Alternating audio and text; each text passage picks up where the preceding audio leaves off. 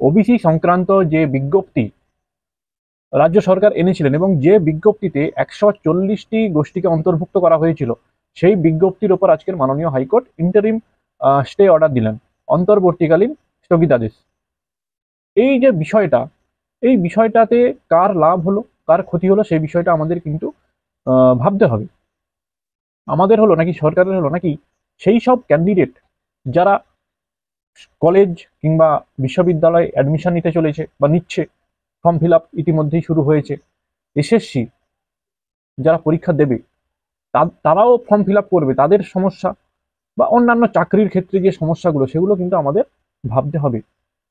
কারণ অনেক candidate OBC certificate থাকলে তারা কিন্তু বিভিন্ন ক্ষেত্রে বিভিন্ন সুযোগ সুবিধা পায়। সুতরাং এই যে মাননীয় হাইকোর্ট স্থগিতাদেশ দিলেন, সেটা কিন্তু তাদের কি ইফেক্ট পড়বে সেটা কিন্তু আমাদের আলোচনা করা দরকার রয়েছে। রাজ্য সরকার চাইলে এই যে গড়িমসি এটা কিন্তু ক্লিয়ার করতে পারতেন, কিন্তু যে কোনো কারণেই হোক তারা কিন্তু চায়নি।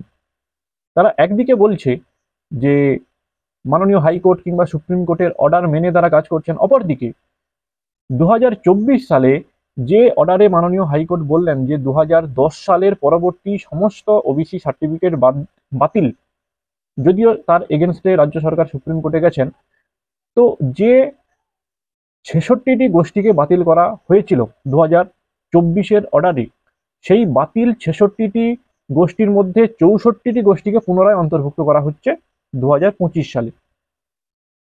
শুধু তাই নয়, নতুন 76টি গোষ্ঠী কিন্তু অন্তর্ভুক্ত হয়েছে।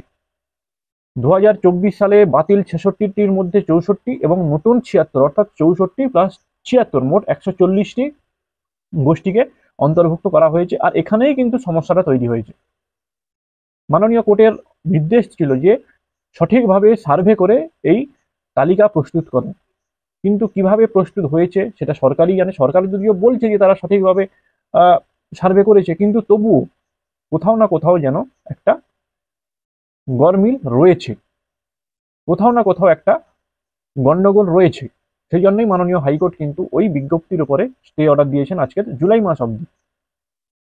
কিন্তু এই স্টে অর্ডারে কিন্তু বহু মানুষের, বহু স্টুডেন্ট, বিশেষ করে ছাত্রছাত্রী যারা কলেজে অ্যাডমিশন নিচ্ছে, যেসব ক্যান্ডিডেট পরীক্ষা দিচ্ছে, তাদের কিন্তু সত্যিকারেরই সমস্যা হচ্ছে বা হবে। তাহলে এই যে গড়িমসি, এর দায় কি সরকারের নয়? এই দায় কি রাজ্য সরকারের নয়?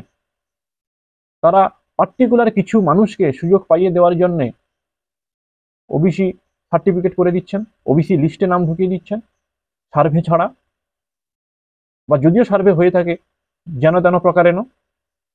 কি বলছেন আপনারা?